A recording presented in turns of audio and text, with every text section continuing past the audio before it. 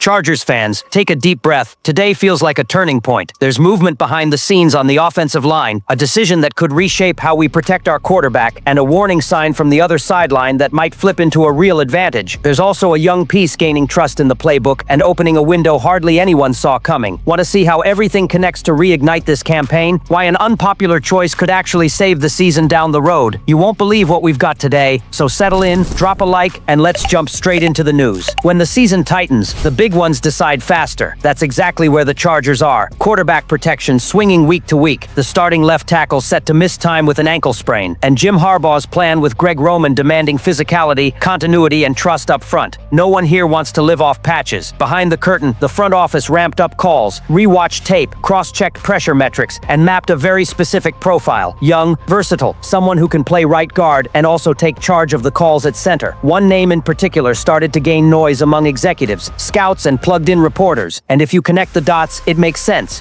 Revealed to target is 22 years old, a 2024 second-round pick, and currently entrenched as a starting RG in Las Vegas with real experience at center. Yes, Jackson Powers Johnson. We're talking about an interior OL who opens lanes in the run game with leverage and heavy hands, protects the pocket on play-action sets, and understands what Herbert's offense needs to breathe on third downs. As a rookie, he created creases and stability. In 2025, he returned as a key interior piece for the Raiders. For the Chargers, the equation is direct. Cut down interior pressure, standardize protections, shorten time to throw, and reduce the week-to-week patchwork variance. More than a reinforcement, he'd be a stabilizer for the game plan. Why now? Because the recent Achilles heel sits inside. Without Joe Alt, the tactical scale tilts, and defenses feel where to compress the pocket. A guard who understands center responsibilities, lowers pre-snap noise, sharpens double teams on gap concepts, sustains outside zone fits, and turns third and medium into manageable situations. Plus, JPJ is almost plug-and-play. He speaks the scheme's language, maintains technical continuity, and avoids the practice squad carousel that erodes timing as weeks pile up. This isn't a desperation swing, it's conviction about identity. Run to command respect, and punish with play action when the front finally bites. And the Raiders, would they even pick up the phone? Publicly, it's simple. The line is set for the next game, and Powers Johnson remains the starter. There's no for sale sign. Still, when a team starts 1-3, phones ring. There's been discourse in Vegas about his best spot, RG or C, and together with outside interest, the speculation grows. There's a toll, though. Intra-AFC West trades cost more. Rival-to-rival moves for a young starter under club control draw premiums and reduce willingness to deal. Even so, this is the NFL. If an offer changes the future in picks and conditions, doors never fully close. Price and timing? As a day 2 second-year starter, he won't be cheap. A realistic opening looks like a third-rounder plus a conditional that escalates with snaps or accolades, rising further if bidding kicks in. The trade deadline is November 4 at 4 p.m. ET.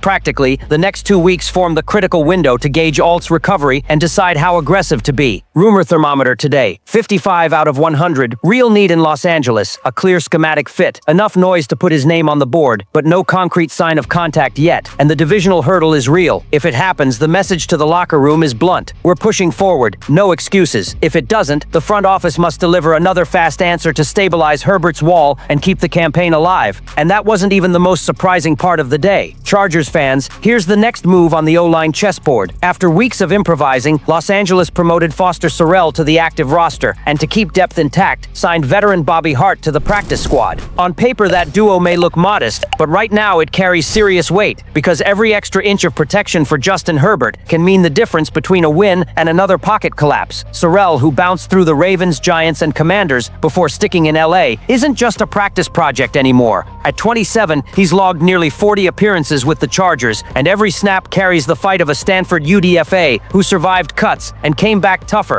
Skeptical fans, sure, plenty remember blitz pickup misses and struggles versus twitchy edges, but a segment appreciates his resilience and system familiarity, something you don't build overnight. Hart's a different story. Drafted by the Giants in 2015, he logged long stints with the Bengals and Bills, with real contracts and starts in Cincinnati. At 31, he brings the experience of someone who's seen every defensive disguise and can be an emergency anchor. To some fans, he's just another journeyman. To the staff, he's essential depth for an O-line on high alert.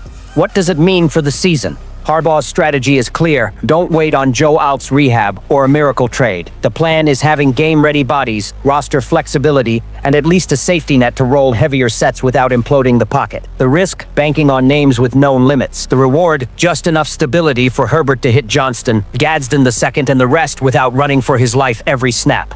And the fan reaction? Split.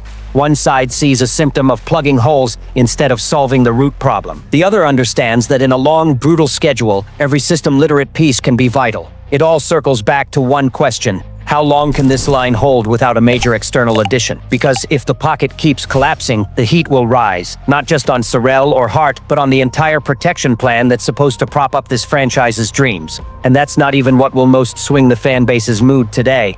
Take a breath, because if the O-line moves, put us on alert. What's next cuts straight to the heart of the season. After the stumble against the Giants, the Commanders' matchup turned into survival mode. And ironically, the door cracked open, Washington's offense is banged up, and our defense has a chance to impose its will like few times before. Here's the setup. Terry McLaurin hit the injury report with a quad issue. Noah Brown is nursing a groin and knee. Deebo Samuel is dealing with a heel problem. It's not an exaggeration to say if even one of them sits, the Chargers' defense can squeeze even harder on an offense already stumbling. If two sit, it could turn into a mismatch. Here's what fans should feel. The Chargers' defense opened the year suffocating opponents, allowing only 50 points total over the first 3 weeks. That loss to the Giants was more about offensive failure than defensive collapse. Against Washington, the weight shifts back to the front seven. The job? Turn the pocket into a bad dream for Marcus Mariota, or even Jaden Daniels, now returning, and erase any attempt at explosive passes. If the secondary only has to neutralize one true threat, the drawing becomes ideal. Coordinated pressures, compressed zones, and forced turnovers. On the other side, yes, the Chargers' O-line remains the weak link. But if the defense creates short fields, steals possessions, or throttles explosives, Herbert won't need hero ball, just efficiency. That's exactly the kind of game that can flip a narrative. Instead of the Chargers are vulnerable, it becomes the Chargers survived chaos and rebuilt their momentum. And the fan base, torn between caution and hope. Some argue it's risky to bank on the opponent's health instability. Others see this as a launchpad. If the defense steamrolls, Washington LA re-enters the AFC's respect conversation. The truth is, nobody here has patience for excuses. This team needs to show teeth, and this is the week to bite. Lose again, even with the opponent limping, and the backlash will be brutal. So brace yourself. The defense has every chance to write a redemption chapter. But hold on. What comes next is even more surprising, and it centers on a young offensive weapon already stealing the spotlight in Harbaugh's attack. This is where the spark turns into flame, because if the defense is set to suffocate Washington, the Chargers' offense just found a piece no one expected to pop this quickly. Rookie Oron Gadston II finally folded into the game plan in Week 3. Already showed why Jim Harbaugh and Justin Herbert can't keep him on the sideline. 7 catches across just 2 games, 62 yards, and the clear feeling that production was left on the table due to a few misfires. Crucially, he's not a standard tight end. Gadston arrived from college with wide receiver DNA, converted to TE, bringing speed and instincts few at the position own. That jumped out to everyone. Pro Football Focus already slotted him among the 15 best rookies in the 2025 class, alongside names taken at the very top of the draft. For a day 3 pick, it's like watching a hidden gem suddenly grab the spotlight. Fans are making noise, more snaps, more routes, more targets. While Tyler Conklin is solid but capped, Gadston brings burst and mismatch potential against slower linebackers and safeties late to trigger. That's gold for an offense still chasing its full identity. With Herbert's precision in tight windows, the rookie can become a third down and red zone trust target. And it's not just about catching the ball. If he keeps growing as a blocker, currently viewed as the weaker part of his game, that but may shrink into a footnote. Let's be honest, when a 22-year-old already looks like a reliable target and a vertical threat, it's only a matter of time before he forces the depth chart. Analysts are already debating it. Is Gadston the solution to years of TE scarcity in Los Angeles? Meanwhile, Harbaugh seems to get that the offense needs more dynamism. If Gadston keeps ascending, he can balance the passing attack, free Johnston to explode on deeper routes, and by extension lighten the box for the run game. It's the kind of story that makes a fan base dream. A mid-draft find who, against all expectations, flashes as the future at the position. So here's the question, Chargers fans, are we witnessing the birth of a new fan favorite, a tight end who can define an era in Los Angeles, or is this just an early career flicker? One thing is certain, with each route and each catch, Gadston is carving out a bigger role, and he just might turn this offense into something the NFL isn't prepared to handle. Breathe, Chargers Nation. Today we connected the dots. The push for O-line stability, with JPJ on the radar, signals ambition, promoting Sorrell and adding Hart-fortified depth to keep Herbert upright. The defense has a chance to tilt the field against Washington, smothering a depleted attack and restoring locker room belief. And Gadston II ignites a new layer in the passing plan, forcing defenses to pick their poison. Now it's over to you. Which move matters most to flip the season? Drop your take, share your view, and strengthen the community. Hit like, subscribe, and turn on notifications. We'll be back tomorrow. Adjustment applied, removed any Stone Smart reference. Comparisons are neutral, e.g., jump ball hybrid when needed.